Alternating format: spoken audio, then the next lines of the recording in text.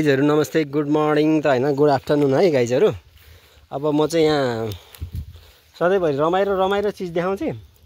आज चाहिँ रमाइलो हैन, हरिबिजोग देखाउँदैछु गाइजहरु तपाईलाई म हैन। हरिबिजोग चाहिँ के भएछ भन्नु न, हेर्नु न, यो चण्डेनी पार्क हैन। अब पहिला त अलि राम्रै थियो, अब यो खोइ के भन्ने, अब कसलाई भन्ने हैन, कसलाई भन्ने के भन्ने हालत यस्तो छ। अब रेखदेख गर्ने गाउँमा जनप्रतिनिधिहरू नभएको हो कि जनप्रतिनिधिहरूले चासो नदिएको कि, यो त बेबारिसै भयो नि त हैन गाइजहरु। अब के गर्नु पर्यो हामी साथीभाइ मिलेर हैन, यो घाँसहरू उखाल्ने हो कि के गर्ने हो, यस्तो पाराले हुँदैन।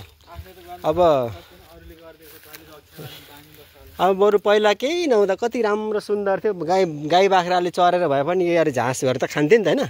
अति गाई बाख्रा पनि यहाँ छिर्नु पाएन गेट लगाइयो, अनि मान्छेले पनि सरसफाइ गरेन। यो बेबारिसै भयो, यसलाई व्यवस्थापन गर्नु पर्यो साथीहरू है। यो यति राम्रो ठाउँ, यो जुन भित्रको सुन नचिनेपछि के नुन भित्रको सुन नचिने हुने यस्तो हुन्छ गाइजहरु हैन। त्यो कारणले गर्दाखेरि ल हेर्नुस्, अब म तपाईहरुलाई यस्तो देखाउँछु। यो घाँस देखाउँदैछु कि घाँस तपाईहरुले देख्नुहुन्छ घाँसहरू। अब यहाँ धुपीका रुखहरू बिचरा है माइलाग्दा अवस्थामा छन्। यस्तो छ अवस्था यहाँको। अब तपाईहरु आउनुस्, म पनि केही साथ सहयोग गर्नेछु।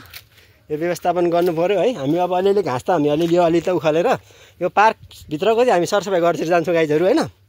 अनि अब पार्क बाहिरको चाहिँ हामी अहिले गर्न सक्दैनौँ, हामी तीनजना मात्रै छौँ। हामी मेन पावरको अवस्था कम छ गाइजहरु हैन। अनि ठुले उहाँ विदेशदेखि हेर यो सफा गर्न आइरहेको छ, हो किन भन्दा दसैँमा बिचरा 4-5 दिनको छुट्टी भएको थियो। यो सफा गर्नु पनि यसको त कर्तव्य त होइन नि त।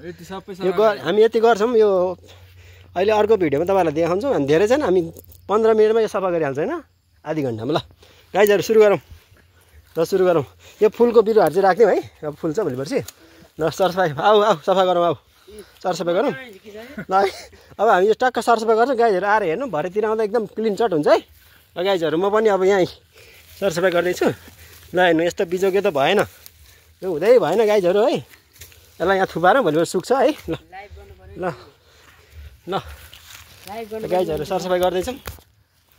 सफा गरौँ, हाम्रै हो, आफ्नो सम्पत्ति आफैले सफा नगरेर कसले गर्दैन। विदेशको मान्छे के अरे सिन्धुपाल्चोको आएर काभ्रे सफा गरिदिँदैन गाइजहरुलाई।